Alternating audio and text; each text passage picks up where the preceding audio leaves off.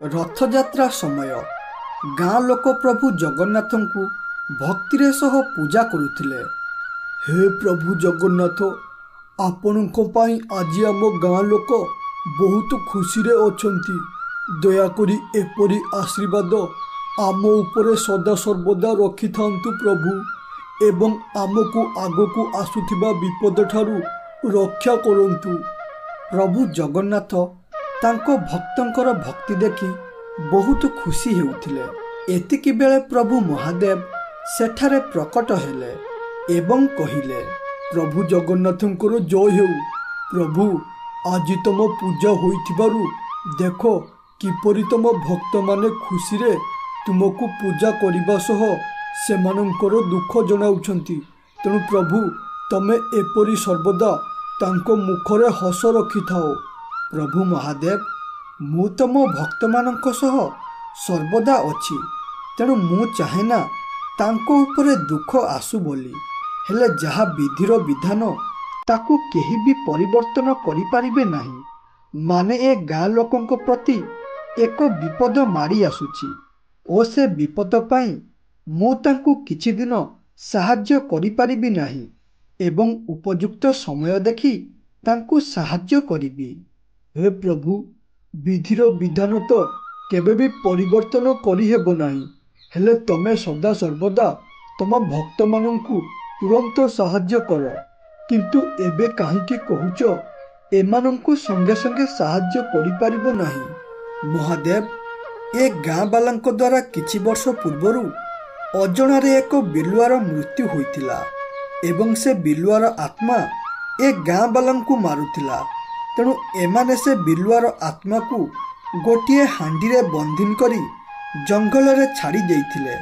हेले एबे से समय आसीगला, बिलुआर आत्मा से हांडी रु बाहरिबो एवं गाँ बालांकु असुविधा रे पकाइबो। प्रभु महादेव और जगन्नाथ एपरी कथा होई रहिले एवं एपाखरे सुरेश जंगलरू काठ काटी बहुत थकी जाई गोटिए जगार बसीथिला। ओहो मालो, सकाळु काठ काटी काटी मो देह हाथ बहुत बथा कलानी। तेणु जाउची एइठारे किछि समय विश्राम करिदेबी ओ तापरे काठ काटी नहीं बजार रे बिक्री करी टंका आनिबी। से एपरी कहूतिबा बेले हठात गोटिए आवाज आसिला। अरे ओ भाई, किए सेठारे बसिछ? दया करे मते ए बंधनरू मुक्त करो भाई। मु यहाँ भितर बंधन रही रही पागल होई गलेनी। तेणु मते यहाँ भितर मुक्ति कर दियो। यहाँ बदल रे मु तुमको अनेक टंका ओ धनरत्न देबी। ए आवाज सुनिबा परे सुरेश रो नजर पड़िला गोटिए बंध माटिया उपरे। एहा देखि से कहिला, अरे ये कौन? ए माटिया भितरु किपरि आवाज आसुची? एहा भितरे आउ डाहाणी नाही तो? जदि डाहाणी थिबो ना ताहले एइठारे मोर मृत्यु घटिबो। तेणु मु जाउची एठारु शीघ्र मोर घर को पळाइबी। सुरेश एपरी कहिबा परे पुणी थरे से हांडी भितरु आवाज आसिला। अरे भाई, मु कोनोसे डाहाणी नुह, परम मु हेउची गोटिए देवतार आत्मा।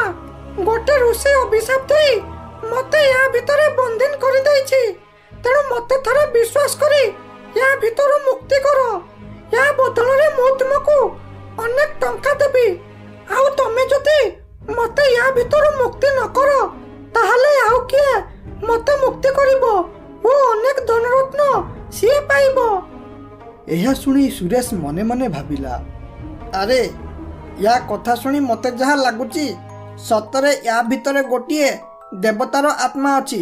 तेणु जाउची ताकू या भितर मुक्त करि देबी, जहा फल से मते अनेक टंका देब ओ मु से टंका को नहीं बहुत धनी होई जिबी एवं आउ एठाकू काठ काटिबाकू आसीबिनी ओ बसिकी खाइबी। एपरी कही सुरेश से हांडी को खोली देला एवं से हांडी खोलिबा परे हठात से हांडी रु गोटिए मुंड कटा बिलुआ बाहरिला। एहा देखि सुरेश बहुत जोरे रागी गला ओ कहिला, हरे मूर्ख बिलुआ, तू मते धोखा देई एपरी हांडी रु मुक्त हेलु। एबे मते अनेक धनरत्न दे, नहले मु तते पुणी थरे ହାଣ୍ଡି ଭିତରେ ବନ୍ଦିନ କରିଦେବି। ଏହା ଶୁଣି ବିଲୁଆ ହସି ହସି କହିଲା, ଆରେ ଏ ମୂର୍ଖ ମଣିଷ, ମୁଁ ତତେ ମୋ ଜାଲରେ ଫସାଇ ଏଠାରୁ ମୁକ୍ତ ହୋଇଗଲି, ଆଉ ତୁ ଏତେ ଲୋଭୀ, ଟଙ୍କା ଲୋଭରେ ମତେ ମୁକ୍ତ କଲୁ। କଥାରେ ଅଛି ଲୋଭରୁ ମୃତ୍ୟୁ। ହଉ ଏବେ ଦେଖ ତୁ କିପରି ମରିବୁ। ମୁଣ୍ଡକଟା ବିଲୁଆ ଏପରି କହି ସେଇଠାରେ ସୁରେଶକୁ ମାରିଦେଲା ଓ ତାପରେ କହିଲା, ମୁଁ ଏବେ ପୁରା ଆଜାଦ। ହଇରେ ମୂର୍ଖ ଗାଁ ବାଲା, ତମେ ମତେ ମାରିଲ ଏବଂ ତାପରେ ଏ ହାଣ୍ଡିରେ ବନ୍ଦିନ କଲ। ମୁଁ ପାଖାପାଖି 20 ବର୍ଷ ହେବ ଏ ହାଣ୍ଡିରେ ବନ୍ଦିନ ହୋଇ ବହୁତ ଭୋକିଲା ଅଛି। ଏବେ ତମ ଗାଁ ଲୋକଙ୍କର ମାଂସ ଖାଇ ମୋ ପେଟ ପୁରାଇବି। ଏପରି କହି ବିଲୁଆ ଗାଁ ଆଡ଼କୁ ଯିବାରେ ଲାଗିଲା। ସେ ଯାଇ ଯାଇ କିଛି ବାଟ ପାରି ହୋଇଛି, ହଠାତ୍ ଆଗକୁ ଆଉ ବଢ଼ି ପାରିଲା ନାହିଁ। କାରଣ ଜଗନ୍ନାଥଙ୍କ ପୂଜା ହୋଇଥିବାରୁ ମନ୍ଦିର ପାଖରେ ଦୈବ ଶକ୍ତି ବୁଲୁଥିଲା। ତେଣୁ ସେ ଆଗକୁ ବଢ଼ି ପାରିଲା ନାହିଁ ଏବଂ ସେଇଠାରେ ରହି କହିଲା, ଆରେ ଲାଗୁଛି ଏଠାରେ ମନ୍ଦିର ଥିବାରୁ ମୁଁ ଆଗକୁ ବଢି ପାରୁନି। ସେଥିପାଇଁ ଏହି ବାଟ ଦେଇ ଗାଁକୁ ଯିବା ସମ୍ଭବପର ହେବନି। ତେଣୁ ଯାଉଛି ଆଜି ଏଠାରୁ ପଳାଇବି ଏବଂ କାଲି ସକାଳ ହେବା ପରେ ଅନ୍ୟ ବାଟ ଦେଇ ଗାଁକୁ ପ୍ରବେଶ କରିବି ଓ ଯାହାକୁ ପାଇବି ଗୋଟା ଗୋଟା କରି କଞ୍ଚା ଖାଇଯିବି। ମୁଁ ବି ଦେଖିବି କୋଉ ଦେବତା ଏ ଗାଁ ଲୋକଙ୍କୁ ବଞ୍ଚାଇବ। ଏପରି କହି ବିଲୁଆ ସେଠାରୁ ପଳାଇଲା ଏବଂ ତା ପରଦିନ ସକାଳ ହେବା ପରେ ବିଲୁଆ ଅନ୍ୟ ଏକ ରାସ୍ତା ଦେଇ ଗାଁକୁ ଗଲା ଓ ସେଠାରେ ପହଞ୍ଚିବା ପରେ ପ୍ରଥମେ ଗୋଟିଏ ବୁଢ଼ାକୁ ଦେଖିଲା। ଏହା ଦେଖି ବିଲୁଆ କହିଲା, ହଇରେ ମୂର୍ଖ ବୁଢ଼ା, ତତେ ଦେଖିକି ମୋର ପୂର୍ବ କଥା ମନେ ପଡି ଯାଉଛି। ମାନେ ତୁ ହିଁ ମୋ ଆତ୍ମାକୁ ବନ୍ଦିନ କରିବା ପାଇଁ ଗାଁ ଲୋକଙ୍କର ନେତୃତ୍ୱ ନେଇଥିଲୁ। ସେତେବେଳେ ତୋ ପାଖରେ ବଳ ବୟସ ଥିଲା, ହେଲେ ଏବେ ତୋ ପାଖରେ କିଛି ବି ନାହିଁ। ଦେଖିବା ତୁ କିପରି ଗାଁ ବାଲାଙ୍କୁ ବଞ୍ଚାଉଛୁ ଓ ନିଜକୁ ରକ୍ଷା କରୁଛୁ। ଏହା ଶୁଣି ବୁଢ଼ା ଲୋକଟି କହିଲା, ହଇରେ ବିଲୁଆ, ମୁଁ ମାନୁଛି ମୋ ପାଖରେ ଏବେ ଶକ୍ତି ନାହିଁ, ହେଲେ ଏବେ ବି ପ୍ରଭୁ ଜଗନ୍ନାଥଙ୍କ ଆଶୀର୍ବାଦ ମୋ ଉପରେ ଅଛି। ହୁଏତ ତୁ ଆଜି ମତେ ମାରି ଦେଇପାରୁ, ହେଲେ କେବେ ବି ତୁ ଆମ ଗାଁ ଲୋକଙ୍କର କିଛି ବି କ୍ଷତି କରିପାରିବୁ ନାହିଁ। ହଇରେ ବୁଢ଼ା, ପୂର୍ବଥର ମୁଁ ତ ବହୁତ ଲୋକଙ୍କୁ ମାରିଥିଲି, ହେଲେ ସେତେବେଳେ କେହି ଗୋଟେ ବି ଭଗବାନ ସାହାଯ୍ୟ କରିନଥିଲେ। ବାସ୍ ଗୁଣିଆ ପାଇଁ ମୁଁ ବନ୍ଦିନ ହୋଇଥିଲି। ଠିକ୍ ସେପରି ଏବେ ବି କେହି ଭଗବାନ ସାହାଯ୍ୟ କରିବେ ନାହିଁ। ଆଉ ରହିଲା ଗୁଣିଆ କଥା, ବର୍ତ୍ତମାନ ମୋ ପାଖରେ ଏତେ ଶକ୍ତି ହୋଇଯାଇଛି ଯେ କୋଉ ଗୁଣିଆ ମୋର କିଛି ବି କରିପାରିବ ନାହିଁ। ବିଲୁଆ ଏପରି କହି ରାଗରେ ସେ ବୁଢ଼ାକୁ ସେଇଠାରେ ମାରିଦେଇ ତାର ମୁଣ୍ଡ ନେଇ ସେଠାରୁ ଅଦୃଶ୍ୟ ହୋଇଗଲା ଏବଂ କିଛି ସମୟ ପରେ ସେ ବୁଢ଼ା ପାଖରେ ଗାଁ ଲୋକ ରୁଣ୍ଡିତ ହୋଇଗଲେ। ଏସବୁ ଦୃଶ୍ୟ ଦେଖି ମୁଖିଆ କହିଲେ, ଆରେ ହଠାତ୍ ଆମ ଗାଁରେ କ'ଣ ହୋଇଗଲା? ଗୋଟିଏ ବୁଢ଼ା ଲୋକକୁ ନିର୍ମମ ଭାବେ କିଏ ହତ୍ୟା କରିଦେଲା? ଏସବୁ ଦେଖି ଓ ଶୁଣି ମୋ ଦେହ କ'ଣ ହୋଇଯାଉଛି। ଆରେ ଗାଁ ବାଲା, ଏପରି ଆଶ୍ଚର୍ଯ୍ୟଜନକ ଦୃଶ୍ୟ ଦେଖି ତମ ସମସ୍ତଙ୍କୁ କ'ଣ ଲାଗୁଛି? ଏପରି କାର୍ଯ୍ୟ କିଏ ଓ କ'ଣ ପାଇଁ କରିଥିବ? ଯିଏ ଯାହା ବି ଜାଣିଛ କୁହ, ନହେଲେ ଏବେ ଖାଲି ଜଣେ ବୁଢ଼ା ମରିଛି, ଏହାପରେ ଆହୁରି କିଏ କିଏ ମରିବ ଠିକ୍ ନାହିଁ। ଏସବୁ ଦୃଶ୍ୟ ପ୍ରଭୁ ଜଗନ୍ନାଥ ଓ ମହାଦେବ ସ୍ୱର୍ଗରୁ ଥାଇ ଦେଖୁଥିଲେ। ଏ ଦୃଶ୍ୟ ଦେଖି ମହାଦେବ କହିଲେ, ହେ ପ୍ରଭୁ, ଦେଖ ତମର ଜଣେ ଭକ୍ତ କିପରି କମିଗଲା, ଆଉ ସେ ବିଲୁଆ ଭୂତ କିପରି ନିର୍ମମ ଭାବେ ହତ୍ୟା କରୁଛି। ଏପରି ପରିସ୍ଥିତିରେ ତମକୁ କିଛି କରିବାକୁ ପଡ଼ିବ, ନହେଲେ ଏପରି ଜଣେ ପରେ ଜଣେ ସବୁ ଭକ୍ତ ମରିବେ। ପ୍ରଭୁ ମହାଦେବ, ତମେ ତ ଜାଣିଛ ବିଧିର ବିଧାନକୁ କେହି ବି ବଦଳାଇ ପାରିବେ ନାହିଁ। ବିଧି ଅନୁସାରେ ଏ ଗାଁ ଲୋକଙ୍କୁ ସାହାଯ୍ୟ କରିବା ସମୟ ଆସିନି। ସେ ସମୟ ଆସିଲେ ମୁଁ ଯାଇ ତାଙ୍କୁ ସାହାଯ୍ୟ କରିବି। ପ୍ରଭୁ, ବିଧିର ଅନୁସାରେ ଆମେ ସିନା ଏ ଗାଁ ବାଲାଙ୍କୁ ସାହାଯ୍ୟ କରିପାରିବା ନାହିଁ, ହେଲେ ସେ ଭୂତିଆ ବିଲୁଆ ଠାରୁ ସତର୍କ କରିପାରିବା, ଯାହାଦ୍ୱାରା ଲୋକେ ସେ ବିଲୁଆ ଠାରୁ ବଞ୍ଚିବା ପାଇଁ ଚେଷ୍ଟା କରିବେ ଓ ତା ସାଥିରେ ଲଢ଼ିବା ପାଇଁ ବାଟ ବାହାର କରିବେ। ମହାଦେବ ଏପରି କହି ସେଠାରୁ ଅଦୃଶ୍ୟ ହୋଇଗଲେ ଏବଂ ନିଜର ରୂପ ପରିବର୍ତ୍ତନ କରି ଗାଁର ମୁଖିଆ ପାଖକୁ ଗଲେ ଏବଂ ସେଠାରେ ପହଞ୍ଚି ମୁଖିଆଙ୍କୁ କହିଲେ, ମୁଖିଆ, ମୁଁ ତୁମ ଗାଁରେ ମରିଥିବା ବୁଢ଼ା ମଉସା ବିଷୟରେ କିଛି କହିବାକୁ ଆସିଛି କି ସେ ବୁଢ଼ା ମଉସାଙ୍କୁ କିଏ ମାରିଲା ଓ କାହିଁକି ମାରିଲା ଏସବୁ ଦୃଶ୍ୟ ମୁଁ ମୋ ନିଜ ଆଖିରେ ଦେଖିଛି। ଆରେ ଭାଇ, କିଏ ତମେ ଓ ଶୀଘ୍ର କୁହ, କିଏ ଏପରି ଅବସ୍ଥା ଆମ ଗାଁରେ କରିଛି ଯାହାଦ୍ୱାରା ଆମେ ସତର୍କ ହେବା ସହ ସେ ଦୁଷ୍ଟ ସହ ଲଢ଼ିବା ପାଇଁ ମୁଁ ଚେଷ୍ଟା କରିବି। ମୁଖିଆ, ମୁଁ ହେଉଛି ତୁମ ପାଖ ଗାଁର ଲୋକ।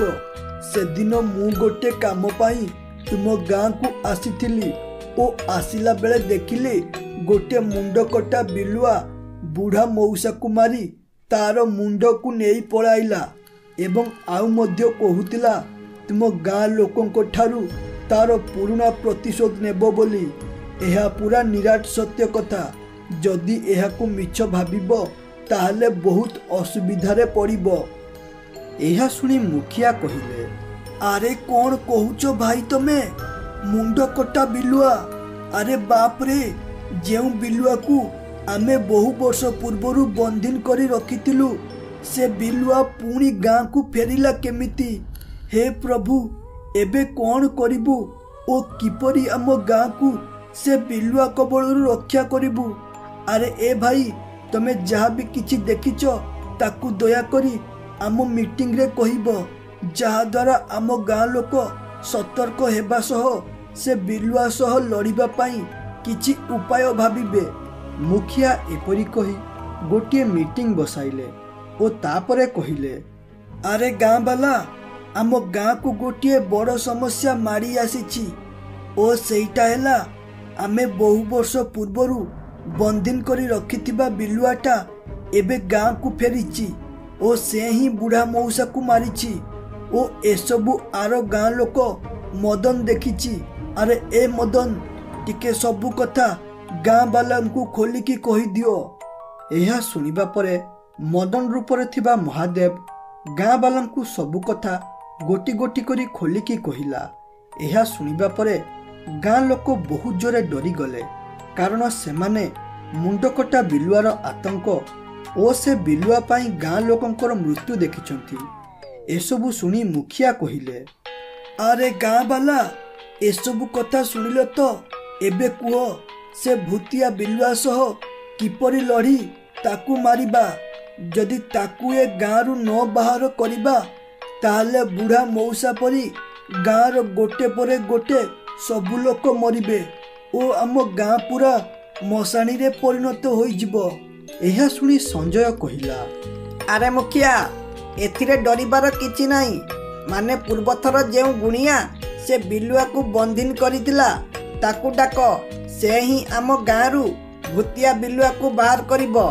ଆଉ ଏଥିରେ ଉପାୟ ଭାବିବାର କ'ଣ ଅଛି? ଆରେ ଏ ସଞ୍ଜୟ, ତୁ ମତେ ମୂର୍ଖ ଭାବିଲୁ ନା କ'ଣ? କ'ଣ ଭାବୁଛୁ ମୁଁ ସେ ଗୁଣିଆ ବିଷୟରେ ଭାବିନଥିବି? ତୁ ଏକଥା କହିବା ପୂର୍ବରୁ ମୁଁ ସେ ଗୁଣିଆକୁ ଆଣିବା ପାଇଁ ଲୋକ ପଠାଇଥିଲି, ହେଲେ ସେ ଗୁଣିଆର ମୃତ୍ୟୁ ଗୋଟେ ବର୍ଷ ପୂର୍ବରୁ ହୋଇଯାଇଛି। ଏହା ଶୁଣିବା ପରେ ସଞ୍ଜୟ ଟିକେ ଭାବି କହିଲା, ଆରେ ମୁଖିଆ, ଯେହେତୁ ସେ ଗୁଣିଆ ମରିଯାଇଛି, ତେଣୁ ଏପରି ପରିସ୍ଥିତିରେ ଭୂତକୁ ଗାଁରୁ ବାହାର କରିବା ପାଇଁ ମାତ୍ର ଗୋଟିଏ ଉପାୟ ଅଛି ଓ ସେଇଟା ହେଲା ସବୁ ଭୂତ ଭଗବାନଙ୍କୁ ଡରନ୍ତି। ତେଣୁ ମୁଁ ଜଗନ୍ନାଥଙ୍କ ଡ୍ରେସ୍ ପିନ୍ଧି ସେ ଭୂତ ପାଖକୁ ଯିବି ଏବଂ ସେ ଭୂତ ଭାବିବ ସତରେ ଭଗବାନ ତା ପାଖକୁ ଆସିଛନ୍ତି ବୋଲି। ଏପରି ଭାବି ସେ ଭୟରେ ଆମ ଗାଁ ଛାଡ଼ି ପଳାଇବ। ଆରେ ଏ ସଞ୍ଜୟ, ତୁ ଠିକ୍ ଉପାୟ ଦେଇଛୁ ଯେ, ହେଲେ ଏହା ଯଦି କାମ ନ କରେ ତାହେଲେ ତୋର ଜୀବନ ପ୍ରତି ବିପଦ ଆସିପାରେ। ତେଣୁ ଏପରି ପ୍ଲାନ୍ରେ ମୁଁ ରିସ୍କ ନେଇପାରିବି ନାହିଁ। ମୁଖିଆ, ତମେ ଜମା ବି ଚିନ୍ତା କର ନା। ଆମ ପାଖରେ ପରା ପ୍ରଭୁ ଜଗନ୍ନାଥ ଅଛନ୍ତି। ସେ କେବେ ବି ମୋର କିଛି ଅସୁବିଧା କରିବାକୁ ଦେବେନି। ଯଦି ଏ ପ୍ଲାନ୍ କାମ କରିଗଲା ନା, ତାହେଲେ ଆମେ ଭୟମୁକ୍ତ ଭାବେ ରହିବା। ସଞ୍ଜୟ ଏପରି କହିବା ପରେ ମୁଖିଆ ରାଜି ହୋଇଗଲେ ଏବଂ ତା ପରଦିନ ସକାଳ ହେବା ପରେ ସଞ୍ଜୟ ପ୍ରଭୁ ଜଗନ୍ନାଥଙ୍କର ଡ୍ରେସ୍ ଅଧେ ପିନ୍ଧି ପ୍ରଭୁ ଜଗନ୍ନାଥଙ୍କ ମନ୍ଦିର ଆଗରେ ଡାକିଲା। ହେ ପ୍ରଭୁ, ଏ ଯୁଦ୍ଧ ମୁଁ ଆମ ଗାଁ ଲୋକଙ୍କ ପାଇଁ ଲଢ଼ିବାକୁ ଯାଉଛି। ଆଉ ମୁଁ ଜାଣିନି ଏଥିରେ ମୋର ଜୀବନ ବଞ୍ଚିବ କି ନାହିଁ, କିନ୍ତୁ ଯଦି ମୋର ମୃତ୍ୟୁ ହୋଇଯାଏ ନା, ତାହେଲେ ଆମ ଗାଁ ଲୋକଙ୍କୁ ରକ୍ଷା କରିବ ପ୍ରଭୁ, ନହେଲେ ସେ ମୁଣ୍ଡକଟା ଭୂତ ଆମକୁ ମାରିଦେବ। ସଞ୍ଜୟ ଏପରି କହି ଜଗନ୍ନାଥଙ୍କ ଡ୍ରେସ୍କୁ ପୁରା ପିନ୍ଧି ଜଙ୍ଗଲ ଆଡ଼କୁ ବଢ଼ିବାରେ ଲାଗିଲା। ସେ କିଛି ବାଟ ଗଲା ପରେ ଦେଖିଲା ମୁଣ୍ଡକଟା ବିଲୁଆ ଅନ୍ୟ ଏକ ପାର୍ଶ୍ୱକୁ ମୁହଁ କରି ଛିଡ଼ା ହୋଇଥାଏ। ଏହା ଦେଖି ଜଗନ୍ନାଥଙ୍କ ଡ୍ରେସ୍ ପିନ୍ଧିଥିବା ସଞ୍ଜୟ କହିଲା, ହଇରେ ମୂର୍ଖ ବିଲୁଆ, ତୁ ମୋର ଭକ୍ତକୁ ବହୁତ କଷ୍ଟ ଦେଲୁ, ହେଲେ ଏବେ ମୋ ହାତରୁ ମରିବା ପାଇଁ ପ୍ରସ୍ତୁତ ହୋଇଯା। ଓ ହଁ, ଯଦି ତୁ ବଞ୍ଚିବାକୁ ଚାହୁଁଛୁ ତାହେଲେ ଶୀଘ୍ର ଏ ଜାଗା ଛାଡ଼ି ପଳା ଓ ଆଉ କେବେ ବି ଗାଁ ଲୋକଙ୍କୁ କଷ୍ଟ ପହଞ୍ଚେଇବାକୁ ଚେଷ୍ଟା କରିବୁ ନାହିଁ। ଏହା ଦେଖି ଭୂତ ମନେ ମନେ ଭାବିଲା, ଆରେ ମୁଁ କାଲି ଜଗନ୍ନାଥଙ୍କ ମନ୍ଦିର ଦେଇ ଗାଁକୁ ପ୍ରବେଶ କରିପାରିଲି ନାହିଁ, ହେଲେ ଜଗନ୍ନାଥ ମୋ ଆଗରେ ଛିଡ଼ା ହୋଇଛନ୍ତି। ୟା ମାନେ ମୋ ଦେହ ଜଳି ପୋଡ଼ି ପାଉଁଶ ହୋଇଯିବା କଥା, ହେଲେ ଏପର୍ଯ୍ୟନ୍ତ କିଛି ବି ହୋଇନାହିଁ କାହିଁକି? ୟା ମାନେ ଏଇଆ, ଏଟା ସତ ଜଗନ୍ନାଥ ନୁହନ୍ତି।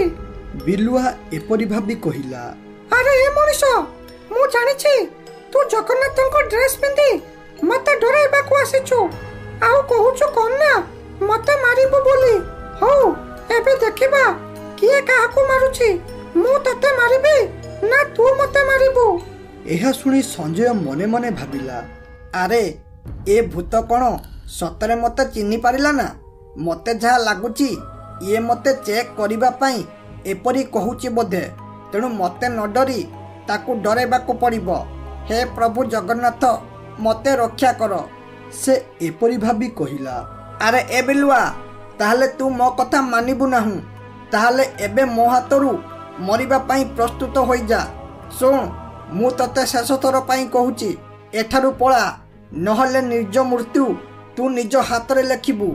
ବାସ୍, ବହୁତ ହୋଇଗଲା ତ ଧମକାଣି, ଏବେ ତତେ ମାରି ଖାଇବାର ସମୟ ଆସିଗଲା। ଏମିତିରେ ମୁଁ ଗାଁକୁ ଯାଇ ମଣିଷ ଆଣି ଖାଇଥାନ୍ତି, ହେଲେ ଏବେ ତୋ ମାଂସ ଖାଇ ଏଠାରୁ ପଳାଇବି। ଏସବୁ ଦୃଶ୍ୟ ଦେଖି ପ୍ରଭୁ ଜଗନ୍ନାଥ ମହାଦେବଙ୍କୁ କହିଲେ, ପ୍ରଭୁ ମହାଦେବ, ଏବେ ସମୟ ଆସିଗଲା ମୋ ଭକ୍ତମାନଙ୍କର ସାହାଯ୍ୟ କରିବା ପାଇଁ। ଏ ସଞ୍ଜୟ ଆଜି ଭୂତ ପାଖରୁ ମରିଯିବ। ଏତେ ଲୋକଙ୍କ ପାଇଁ ନିଜ ଜୀବନକୁ ବିପଦରେ ପକାଇଦେଲା। ତାକୁ ଯଦି ମୁଁ ସାହାଯ୍ୟ ନ କରେ ତାହେଲେ ଭକ୍ତମାନଙ୍କର ମୋ ଉପରେ ଭରସା ଉଠିଯିବ। ପ୍ରଭୁ ଏପରି କହି ସେଠାରୁ ଅଦୃଶ୍ୟ ହୋଇଗଲେ ଏବଂ ଧରାପୃଷ୍ଠରେ ପ୍ରକଟ ହେଲେ ଏବଂ ଦେଖିଲେ ମୁଣ୍ଡକଟା ବିଲୁଆ ସଞ୍ଜୟକୁ ଗୋଡ଼ାଉଥାଏ। ପ୍ରଭୁ ବିଲୁଆର ପାଖାପାଖି ପ୍ରକଟ ହୋଇଥିବାରୁ ପ୍ରଭୁଙ୍କ ତେଜରେ ବିଲୁଆ ସେଇଠାରେ ଜଳିପୋଡ଼ି ପାଉଁଶ ହୋଇଗଲା। ଏସବୁ ଦୃଶ୍ୟ ସଞ୍ଜୟ ଦେଖି ବହୁତ ଖୁସି ହୋଇଗଲା ଏବଂ କହିଲା, ଜୟ ହୋ ପ୍ରଭୁ ଜଗନ୍ନାଥ। ପ୍ରଭୁ, ଆପଣ ମୋ ଜୀବନ ବଞ୍ଚାଇଲେ ଏବଂ ମୋତେ ଦେଖାଦେଲେ। ମୋ ଜୀବନ ଧନ୍ୟ ହୋଇଗଲା। ଲୋକେ ଆପଣଙ୍କୁ ଦେଖିବା ପାଇଁ ପାଗଳଙ୍କ ପରି ହେଉଛନ୍ତି, ହେଲେ ମୁଁ ବିନା କିଛି କରି ଆପଣଙ୍କୁ ଦେଖିପାରିଲି। ଆରେ ସଞ୍ଜୟ, କିଏ କହିଲା ତୁମେ କିଛି କରିନା ବୋଲି? ତମେ ଯେତିକି କରିଛ ତାହା ଆଉ କେହି କରିବେ ନାହିଁ। ମାନେ ତମେ ଗାଁ ଲୋକଙ୍କୁ ବଞ୍ଚାଇବା ପାଇଁ ନିଜ ଜୀବନକୁ ବାଜି ଲଗାଇଦେଲ। ଯିଏ ଅନ୍ୟମାନଙ୍କୁ ସାହାଯ୍ୟ କରେ, ମୁଁ ସଦା ସର୍ବଦା ତା ସାଥିରେ ଅଛି। ତମ ଗାଁ ଲୋକ ମୋତେ ବହୁତ ଭକ୍ତିରେ ପୂଜା କରୁଛନ୍ତି, ତେଣୁ ସେମାନଙ୍କୁ କହିବ ମୁଁ ସଦା ସର୍ବଦା ତାଙ୍କ ସାଥିରେ ଅଛି ବୋଲି। ଏପରି କହି ପ୍ରଭୁ ଜଗନ୍ନାଥ ସେଠାରୁ ଅଦୃଶ୍ୟ ହୋଇଗଲେ। ଏକଦା ବିଲୁଆ ଜଙ୍ଗଲରେ ବୁଲୁଥିବା ବେଳେ ଦେଖିଲା ଗୋଟିଏ ଝିଅ ମୋବାଇଲକୁ ଆଗରେ ରଖି ନାଚୁଥାଏ। ଏହା ଦେଖି ବିଲୁଆକୁ ବହୁତ ଭଲ ଲାଗିଲା, ତେଣୁ ସେ କହିଲା, ଆରେ ଏ ଝିଅ ତ ଭଲ ନାଚୁଛି। ଓ ଇଏ କଣ? ଏ ଜଙ୍ଗଲରେ ତ ତାକୁ ଦେଖିବା ପାଇଁ କେହି ନାହାନ୍ତି, ହେଲେ ଏଠି ଏପରି ଏକଲା ତାର ସାମ୍ନାରେ ମୋବାଇଲ ରଖି ନାଚୁଛି କାହିଁକି? ଏଥିରେ ଏମିତି କି ଲାଭ ପାଉଛି ଏ ଝିଅ? ଏ ବିଷୟରେ ମତେ ଟିକେ ସମ୍ପୂର୍ଣ୍ଣ ତଥ୍ୟ ଜାଣିବାକୁ ହେଲେ ମତେ ଗୋଟିଏ ମଣିଷକୁ ପଚାରିବାକୁ ପଡିବ। ତେଣୁ ଯାଉଛି ମଣିଷ ବସ୍ତି ଆଡକୁ ଯିବି ଏବଂ କାହାକୁ ଗୋଟିଏ ପଚାରିବି। ଆଉ ଏପରି କହି ବିଲୁଆ ମଣିଷ ବସ୍ତି ଆଡ଼କୁ ଯିବାରେ ଲାଗିଲା। ସେ ଯାଉଁ ଯାଉଁ ଗୋଟିଏ ଲୋକକୁ ଦେଖି ରହିଗଲା ଓ ପଚାରିଲା, ଆରେ ଏ ଭାଇ, ମୁଁ ହେଉଛି ଗୋଟିଏ ଜଙ୍ଗଲର ଜୀବ। ତେଣୁ ତୁମ ମଣିଷ ମାନଙ୍କ ବିଷୟରେ ମୁଁ କିଛି ଜାଣିନି। ତେଣୁ ମୁଁ ତୁମକୁ ଗୋଟିଏ କଥା ପଚାରିବି, ଦୟାକରି ମତେ ତାହା ବୁଝାଇକି କହିବ। ଆରେ ଭାଇ, ଦେଖିଛି ଯଦି କିଏ ନାଚେ ତାକୁ ଅନେକ ଲୋକ ଦେଖନ୍ତି ଓ ଯିଏ ବି ନାଚେ ସେ ତାର ନାଚ ଅନ୍ୟମାନଙ୍କୁ ଦେଖାଇବାକୁ ନାଚେ। ହେଲେ ମୁଁ ଆଜି ଜଙ୍ଗଲରେ ଦେଖିଲି ଗୋଟିଏ ଝିଅଟେ ମୋବାଇଲକୁ ଆଗରେ ରଖି ନାଚୁଥାଏ। ଏଥିରେ ତାର କଣ ଲାଭ ହେବ ଓ ସେ ଏକଲା କାହିଁକି ନାଚୁଛି? ମତେ ଟିକେ ବୁଝାଇକି କହିବ କି? ଆରେ ଏ ବିଲୁଆ, ତୁ ଯାହାକୁ ଦେଖିଲୁ ସେ ହେଉଛି ଆମ ଗାଁ ଡଲି। ସେ ଷ୍ଟାର ଲୋକ, ତାର ବହୁତ ଫ୍ୟାନ୍ ଫଲୋଅର। ତାଠାରୁ ସେଲ୍ଫି ନେବା ପାଇଁ ଲୋକ ପାଗଳ ପରି ହୁଅନ୍ତି ଓ ସେ ଜଙ୍ଗଲରେ ରିଲ୍ ବନାଉଥିଲା। ସେ ସିନା ଏକଲା ବନାଉଥିଲା ଓ ତାର ନାଚକୁ କେହି ଦେଖୁନଥିଲେ, ହେଲେ ସେ ମୋବାଇଲରେ ରିଲ୍ ରେକର୍ଡ କରି ଇନଷ୍ଟାଗ୍ରାମରେ ପୋଷ୍ଟ କରିବ ଓ ତାକୁ ଅନେକ ଲାଇକ୍ ମିଳିବ, ଯାହାଦ୍ୱାରା ତାର ଅନେକ ଫ୍ୟାନ୍ ଫଲୋଅର ହେବା ସହ ତାକୁ ଟଙ୍କା ମଧ୍ୟ ମିଳୁଛି। ଏହା ଶୁଣି ବିଲୁଆ ଆଶ୍ଚର୍ଯ୍ୟ ହୋଇଗଲା, କାରଣ ଜଣେ ଏକଲା ନାଚି ତାକୁ ଇନଷ୍ଟାଗ୍ରାମରେ ଛାଡ଼ି ପଇସା ଇନକମ୍ କରୁଛି। ଏକଥାଟା ବିଲୁଆର ମନକୁ ପୁରା ପାଇଗଲା। ତେଣୁ ସେ ମନେ ମନେ ଭାବିଲା ସେ ମଧ୍ୟ ରିଲ୍ କରିବ ଏବଂ ଅନେକ ଟଙ୍କା ଇନକମ୍ କରିବ ଓ ତାର ମଧ୍ୟ ଅନେକ ଫ୍ୟାନ୍ ଫଲୋଅର ହୋଇଯିବେ। ବିଲୁଆ ଏପରି ମନେ ମନେ ଭାବି ଖୁସି ହେଲା ଓ କହିଲା, ଆରେ ଏ ଭାଇ, ମୁଁ ଏ ରିଲ୍ କରିବାକୁ ଚାହୁଁଛି ଓ ମୁଁ ମଧ୍ୟ ଭାଇରାଲ ହେବାକୁ ଚାହୁଁଛି। କଣ ତୁମେ ମତେ ଭାଇରାଲ ହେବା ପାଇଁ ସାହାଯ୍ୟ କରିବ କି? ଯଦି ତମେ ମତେ ଭାଇରାଲ ହେବାରେ ସାହାଯ୍ୟ କରିବ ତାହେଲେ ମୁଁ ଯାହା ବି ଟଙ୍କା ଇନକମ୍ କରିବି ସେଥିରେ ତୁମର ଅଧା ଆଉ ମୋର ଅଧା। ହଇରେ ବିଲୁଆ, ତୁ ପାଗଳ ହୋଇଯାଇଛୁ କିରେ? କହିଲା କଣ ନା ରିଲ୍ କରି ଭାଇରାଲ ହେବ ଆଉ ଟଙ୍କା ଇନକମ୍ କରିବ। ଆବେ, ତୁ ହେଉଛୁ ଜଙ୍ଗଲର ଜୀବ, ତେଣୁ ତୋର ନାଚକୁ କିଏ ଦେଖିବ ବେ? ତେଣୁ ତୁ ଯା ଜଙ୍ଗଲରେ ବୁଲି ବୁଲି ଶିକାର କର ଓ ଖା। କହିଲା କଣ ନା ରିଲ୍ ବନାଇବ। ରମେଶର କଥା ଶୁଣି ବିଲୁଆ ମନ ଦୁଃଖ କରି ସେଠାରୁ ପଳାଇ ଆସିଲା। ହେଲେ ସେ ତାର ମନରେ ଭାବିଦେଲା ଯେମିତି ହେଉ ସେ ରିଲ୍ ଷ୍ଟାର ହେବ ଏବଂ ଟଙ୍କା ଇନକମ୍ କରିବା ସହ ଭାଇରାଲ ମଧ୍ୟ ହେବ। ଏପରି ଭାବି ରହିଲା ଏବଂ ତା ପରଦିନ ସକାଳ ହେବା ପରେ ସେ ମୋବାଇଲ ରଖି ରିଲ୍ ବନାଇଲା। ଏ ମାଲ ପିଉଛୁ ବୋଲୁଛୁ କାଇଁ? ଭଲ ମଣିଷ ହେବୁନିଆ ଭାଇ, ଟେନସନରୁ ହୋଇଯିବୁ ଫ୍ରି। ଦୁଧ ପି, ଟିକେ ଟିକେ ଦୁଧ ପି, ସକାଳୁ ସକାଳୁ ଦୁଧ ପି, ଖରାବେଳେ ଦୁଧ ପି ପି ପି। ଏପରି ବିଲୁଆ ରିଲ୍ ବନାଇ ପୋଷ୍ଟ କଲା। ବିଲୁଆର ଏ ରିଲ୍କୁ ଗୋଟିଏ ଡାହାଣୀ ତାର ମୋବାଇଲରେ ଦେଖି କହିଲା, ହା ହା ହା ହା, ଆରେ ଏ ବିଲୁଆଟା ଭଲ ନାଚୁଛି। ଆରେ ଏ ବିଲୁଆଟାକୁ କୋଉଠି ଗୋଟେ ଦେଖିଲା ପରି ଲାଗୁଛି। ଆରେ ହଁ ହଁ, ମନେ ପଡ଼ିଗଲା, ଏଟା ତ ଆମ ଜଙ୍ଗଲର ବିଲୁଆଟା। ଇଏ ତ ରିଲ୍ ବନାଇ କମାଲ କରିଦେଲା। ଯେହେତୁ ଇଏ ଭଲ ରିଲ୍ କରୁଛେ, ତେଣୁ ମୁଁ ଯାଉଛି ୟା ସାଥିରେ ରିଲ୍ ବନାଇବି ଓ ମୁଁ ମଧ୍ୟ ଭାଇରାଲ ହେବି। ଏପରି କହି ଡାହାଣୀ ବିଲୁଆକୁ ଖୋଜିବାରେ ଲାଗିଲା। ସେ ଖୋଜି ଖୋଜି ଶେଷରେ ବିଲୁଆକୁ ପାଇଗଲା। ବିଲୁଆ ଡାହାଣୀକୁ ହଠାତ୍ ତାର ସାମ୍ନାରେ ଦେଖି ବହୁ ଜୋରେ ଡରିଗଲା ଓ ଭୟରେ ସହ କହିଲା, ଆରେ ଡାହାଣୀ, ଏ ଡାହାଣୀ, ଏଠାରୁ ପଳା କହୁଛି। ଏଠାରେ ତୋର କିଛି ବି କାମ ନାହିଁ। ମୁଁ ତୋର କିଛି ବି ଅସୁବିଧା କରିନି, ତେଣୁ ତୁ ମୋର କିଛି ଅସୁବିଧା ନ କରି ଏଠାରୁ ପଳା କହୁଛି। ଆବେ ଚୁପ୍ ଚୁପ୍ ଚୁପ୍ ଚୁପ୍ କହୁଛି। କହିଲା କଣ ନା ମୋର କିଛି କରିନି। ଆରେ ହେ ବିଲୁଆ, ମୁଁ ତୋର କିଛି ବି କରିବିନି। ବାସ୍ ମୁଁ ଏଠାକୁ ଆସିବାର କାରଣ ହେଉଛି ମତେ ତୋର ରିଲ୍ ବହୁତ ଭଲ ଲାଗିଛି। ତୋର ରିଲ୍ ଦେଖି ମୁଁ ତୋର ଗୋଟେ ବଡ଼ ଫ୍ୟାନ୍ ହୋଇଯାଇଛି। ହଁ, ଆଉ ଗୋଟେ କଥା, ମତେ ମଧ୍ୟ ତୋ ସାଥିରେ ରିଲ୍ ବନାଇବାର ଅଛି ଓ ମୋର ମଧ୍ୟ ଫେମସ୍ ହେବା ପାଇଁ ଭାରି ଇଚ୍ଛା। ଯଦି ତୁ ମୋ ସାଥିରେ ରିଲ୍ ବନାଇବାକୁ ରାଜି ହେବୁ ତାହେଲେ ମୁଁ ଏଠାରେ ରହିବି, ନହେଲେ ଏଠାରୁ ପଳାଇବି। ଆରେ ମୁଁ ମନା କରିବି କାହିଁକି? ମୁଁ ଏକଥାରେ ପୁରା ରାଜି ଅଛି, କାରଣ ମୋର ମଧ୍ୟ ଜଣେ ପାର୍ଟନର ଦରକାର ଥିଲା। ଯାହା ହେଉ ତୁ ମତେ ମିଳିଗଲୁ। ତେଣୁ ଆଜିଠାରୁ ଆମେ ସାଙ୍ଗ ହୋଇ ରିଲ୍ ବନାଇବା ଓ ଭାଇରାଲ ମଧ୍ୟ ହେବା ଏବଂ ଯାହା ବି ଟଙ୍କା ରୋଜଗାର ହେବ ତାକୁ ଆମେ ସାଙ୍ଗ ହୋଇ ବାଣ୍ଟିକି ନେଇଯିବା। ଏହା ଶୁଣି ଡାହାଣୀ ରାଜି ହୋଇଗଲା ଓ କହିଲା, ଧନ୍ୟବାଦ ବିଲୁଆ। ମୋର ଗୋଟିଏ ବଡ଼ ସ୍ୱପ୍ନ ଥିଲା ଷ୍ଟାର ହେବା ପାଇଁ, ହେଲେ ମୁଁ ଷ୍ଟାର ହେବା ପୂର୍ବରୁ ମରିଗଲି। ହେଲେ ଏବେ ମୋତେ ଯାହା ଲାଗୁଛି ବଞ୍ଚିଥିଲା ବେଳେ ଯାହା କରିପାରିଲି ନାହିଁ ତାହା ମଲା ପରେ ହୋଇପାରିବ। ମୁଁ ଏବେ ଷ୍ଟାର ହୋଇଯିବି ଏବଂ ମୋର ମଧ୍ୟ ଅନେକ ଫ୍ୟାନ୍ ହେବେ। ଏପରି ଦୁଇ ଜଣ କଥାବାର୍ତ୍ତା ହୋଇ ଖୁସି ହେଲେ ଓ ତାପରେ ଦୁହେଁ ମିଶି ରିଲ୍ କଲେ। ଧୀରେ ଧୀରେ ସମୟ ଗଡ଼ିଲା ଓ ତାଙ୍କ ରିଲ୍ ପୁରା ସବୁଆଡ଼େ ଭାଇରାଲ ହୋଇଗଲା। ଗାଁ ଦାଣ୍ଡରେ ଲୋକ ଛିଡ଼ା ହେଲେ, ଖାଲି ବିଲୁଆ ଓ ଡାହାଣୀର କଥାବାର୍ତ୍ତା ହେଲେ।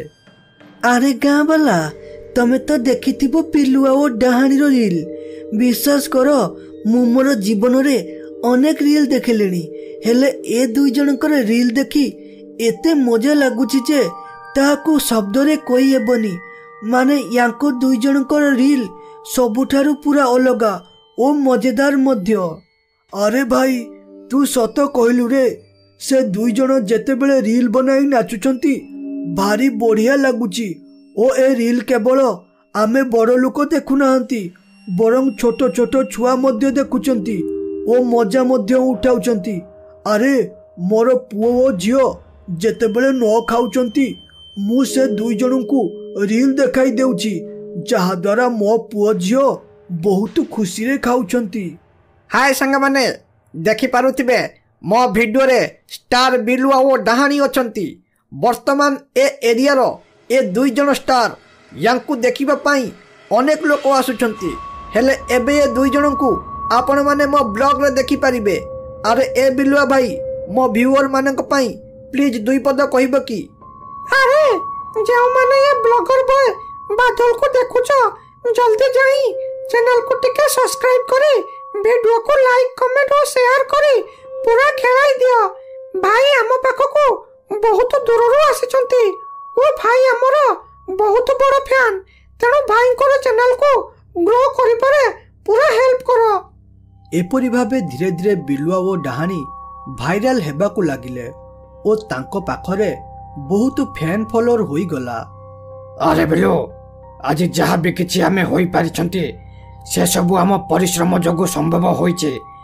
ଦିନ ଥିଲା ମୋତେ ଲୋକ ଦେଖିଲେ ଡରିବା ସହ ଛେ ଛାକର କରି ଘରୁ ବିଦା କରୁଥିଲେ, ହେଲେ ବର୍ତ୍ତମାନ ଏମିତି ସମୟ ଯିଏ ବି ମୋତେ ଦେଖୁଛି ସେ ଡାକି ମୋ ସାଥିରେ ସେଲ୍ଫି ନେଉଛି ଓ ଘରକୁ ମଧ୍ୟ ଡାକୁଛି। ବିଲୁଆ, ୟା ପଛରେ ତୋର ମଧ୍ୟ ବହୁତ ବଡ଼ ହାତ ଅଛି। ଯଦି ତୁ ମୋ ଜୀବନରେ ନ ଆସିଥାନ୍ତୁ ତାହେଲେ ହୁଏତ ଏସବୁ ଖୁସି ମୁଁ କେବେ ବି ଦେଖିପାରିନଥାନ୍ତି। ତେଣୁ ତତେ ହୃଦୟରୁ ବହୁତ ବହୁତ ଧନ୍ୟବାଦ। ହଇରେ ଡାହାଣୀ, ତୁ ସେପରି ଜମା ବି କହନି। ୟା ପଛରେ ମୋର ଯେତିକି ହାତ ଅଛି ତୋର ମଧ୍ୟ ସେତିକି ହାତ ଅଛି। ତୋର ମୋର ଯୋଡ଼ିକୁ ଲୋକେ ବହୁତ ପସନ୍ଦ କରୁଛନ୍ତି। ତାପରେ ମୋତେ ବି ମଧ୍ୟ ଲୋକ ବହୁତ ଭଲ ପାଉଛନ୍ତି। ଆଜି ଯାହା ବି ଟଙ୍କା ଇନକମ୍ କରୁଛନ୍ତି କିମ୍ବା ଫ୍ୟାନ୍ ଫଲୋଅର ପାଇଛନ୍ତି ସେସବୁ ଦୁଇ ଜଣଙ୍କର ପରିଶ୍ରମ ପାଇଁ ସମ୍ଭବପର ହୋଇଛି। ଆରେ ବିଲୁଆ, ମୋର ମୁଣ୍ଡକୁ ଗୋଟିଏ ଭଲ ଆଇଡିଆ ଅଛି। ଯଦି ଆଇଡିଆ ସକ୍ସେସଫୁଲ ହୋଇଗଲା ନା, ତାହେଲେ ଆମେ ଆହୁରି ଅନେକ ଟଙ୍କା ଇନକମ୍ କରିବା ସହ ଅଧିକ ଭାଇରାଲ ମଧ୍ୟ ହୋଇଯିବା। ଓ ସେ ଆଇଡିଆ ହେଲା, ଚାଲ ଆମେ ଗୋଟିଏ ମୁଭି କରିବା। ଆମର ତ ବହୁତ ଫ୍ୟାନ୍, ତେଣୁ ମୁଭି ଦେଖିବାକୁ ବହୁତ ଲୋକ ଆସିବେ ଏବଂ ଆମର ଅନେକ ଟଙ୍କା ଇନକମ୍ ହେବ। ଆରେ ହଁ ଡାହାଣୀ, ତୁ ଠିକ କହିଲୁ। ମୋ ମୁଣ୍ଡରେ ମଧ୍ୟ ଏଇ ଗୋଟିଏ କଥା ପଶିଥିଲା। ମୁଁ ମଧ୍ୟ ଭାବୁଥିଲି ଫିଲ୍ମ କରିବା କଥା। ଯାହା ହେଉ ତୁ କହିଦେଲୁ, ଭଲ ହେଲା। ଆମେ ଦୁଇ ଜଣ ମିଶି ପ୍ରଥମେ ଗୋଟିଏ ଡିରେକ୍ଟରଙ୍କୁ ଦେଖା କରିବା ଓ ତାପରେ ସ୍କ୍ରିପ୍ଟ ରାଇଟରଙ୍କୁ ଦେଖା କରିବା, ତାପରେ ଯାଇ ଫିଲ୍ମ ହୋଇପାରିବ। ଦୁହେଁ ଏପରି କଥାବାର୍ତ୍ତା ହୋଇ ରହିଲେ। ହେଲେ ଏ ଦୁଇ ଜଣଙ୍କର ସଫଳତା ରମେଶ ସହିପାରୁନଥିଲା। ରମେଶ ହେଉଛି ସିଏ ଯିଏକି ବିଲୁଆକୁ ରିଲ୍ ବିଷୟରେ କହିଥିଲା। ସେ ନ ସହିପାରିବାର କାରଣ ହେଉଛି ସେ ବିଲୁଆର ମଜା ଉଡ଼ାଇଥିଲା। ହେଲେ ବିଲୁଆର ଏତେ ସକ୍ସେସ୍ ଦେଖି ସେ ଜମା ବି ସହିପାରିଲା ନାହିଁ। ତେଣୁ ସେ ମନେ ମନେ ଭାବିଲା, ଯେମିତି ବି ହେଉ ବିଲୁଆର ଖୁସିକୁ ଦୁଃଖରେ ପରିଣତ କରିବ। ଅରେ ମୁଁ ସେ ବିଲୁଆକୁ ରିଲ୍ ବିଷୟରେ କହି ଭୁଲ କରିଦେଲି। ଯଦି ସେଦିନ ମୁଁ ରିଲ୍ ବିଷୟରେ କିଛି ବି କହିନଥାନ୍ତି ତାହେଲେ ହୁଏତ ସେ ଆଜି ଏପରି ଭାଇରାଲ ହୋଇନଥାନ୍ତା। ତେଣୁ ତାକୁ ଯେମିତି ହେଉ କିଛି ଗୋଟେ କରି ତାର ଫ୍ୟାନ୍ ଫଲୋଅର କମାଇବା ସହ ତାକୁ ତାର ପୂର୍ବ ରୂପକୁ ଫେରାଇବାକୁ ପଡ଼ିବ। ହେଲେ କ'ଣ କରିବି? ଆରେ ହଁ ମିଳିଗଲା ଆଇଡ଼ିଆ। ମୁଁ ଯଦି ସେ ବିଲୁଆ ଓ ଡାହାଣୀ ଭିତରେ ଝଗଡ଼ା ଲଗାଇ ଦିଏ ତାହେଲେ ସେ ଦୁଇ ଜଣ ଅଲଗା ହୋଇଯିବେ। ସେ ଅଲଗା ହେଲେ ପରେ ଯାଇ ତାଙ୍କର ଭିଡ଼ିଓ ବନା କମିବ। ଭିଡ଼ିଓ ବନା କମିବ ମାନେ ଅଟୋମେଟିକାଲି ତାଙ୍କର ଫ୍ୟାନ୍ ମଧ୍ୟ କମିଯିବ। ସେ ଏପରି କହି ବିଲୁଆ ରହୁଥିବା ଜାଗାକୁ ଗଲା ଓ ଦେଖିଲା ବିଲୁଆ କିଛି ଦୂରରେ ଥାଏ। ତେଣୁ ବିଲୁଆକୁ ନ ଦେଖିଲା ପରି ନିଆଁ ଲଗା କଥା ମୋବାଇଲରେ ତାର ସାଙ୍ଗକୁ କହିଲା। ଆରେ ଦିନେଶ, କ'ଣ ହେଲା ରେ ଏ ଯୁଗ? ଆଜିକାଲି ଯୁଗରେ ତୁ ଯାହା ପାଇଁ କରିବୁ ସେ ଦିନେ ତୋର ଶତ୍ରୁ ହେବ। ଏହି ଗୋଟିଏ ଜିନିଷ ଦେଖ, ଜଙ୍ଗଲରେ ବିଲୁଆ ପ୍ରଥମେ ଭିଡ଼ିଓ ବନାଉଥିଲା ଓ ତାର ସାହାରା ନେଇ ଡାହାଣୀ ଭାଇରାଲ ହେଲା। ହେଲେ ଏବେ ଡାହାଣୀ ସବୁଆଡ଼େ ବୁଲିକି କହୁଛି କ'ଣ ନା ତା ପାଇଁ କୁଆଡ଼େ ଭିଡ଼ିଓ ଭାଇରାଲ ହେଉଛି। ବିଲୁଆର ୟା ପଛରେ ଜମା ବି ହାତ ନାହିଁ। ୟା ଛଡ଼ା ଆଉ ମଧ୍ୟ କହୁଛି ବିଲୁଆ ଆଜି ଯଦି ଖୁସିରେ ରହୁଛି ତାହେଲେ ସେସବୁ କେବଳ ତା ପାଇଁ ସମ୍ଭବ, ମାନେ ଡାହାଣୀ ପାଇଁ ସମ୍ଭବ ହୋଇଛି। କି ଯୁଗ ହେଲାରେ ଭାଇ! ଠିକ୍ ଏପରି ସାଙ୍ଗକୁ ଏ ଡାହାଣୀ ଜାତି ଗୁଡ଼ାକ ଖରାପ। ଏମାନେ ଜନ୍ମରୁ ହିଁ ଧୋକେବାଜ। ବିଚରା ବିଲୁଆଟା ପୁରା ଫସିଗଲା। ଏସବୁ କଥା ବିଲୁଆ ଶୁଣି ପୁରା ରାଗିଗଲା। କାରଣ ଯେଉଁ ଡାହାଣୀକୁ ସେ ତା ସାଥିରେ କାମ କରିବା ପାଇଁ ଦେଇଥିଲା ସେ ପୁଣି ଆଜି ତା ନାଁରେ ଏତେ ବଡ଼ କଥା କହିଦେଲା। ତେଣୁ ସେ ରାଗରେ କହିଲା, ଆରେ ଡାହାଣୀ, ତାହେଲେ ଶେଷରେ ମତେ ଏତେ ବଡ଼ ଧୋକା ଦେବ ବୋଲି ମୁଁ କେବେ ବି ଭାବିନଥିଲି। କାଲି ମୋ ସାମ୍ନାରେ କହୁଥିଲା ସେ ଯାହା ବି କିଛି ହୋଇଛି ସେ ସବୁ ମୋ ପାଇଁ ହୋଇଛି ବୋଲି। ହେଲେ ଏବେ ବାହାରେ ଯାଇ ମୋ ନାଁରେ ଏପଟ ସେପଟ କଥା କହୁଛି। ଏସବୁ ଶୁଣି ମୋ ପାଦ ତଳୁ ମାଟି ଖସି ଯାଉଛି। ମୋ ସାଥିରେ ସର୍ବଦା ଏପରି ଧୋକା ହେଉଛି।